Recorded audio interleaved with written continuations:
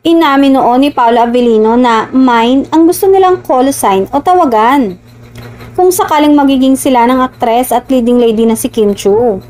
Ngunit ayon sa isang source ay tumataginting na love pa lang terms of endearment ni Kim at Paolo sa isa't isa. Nabuking ito dahil sa isang TikTok video ng fandom ng Kim Pao.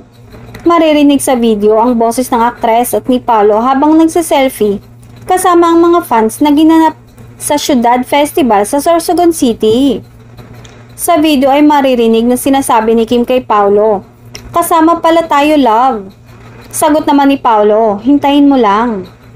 Kilig na kilig ang fans at caption nga nang mag-post, "Love OMG."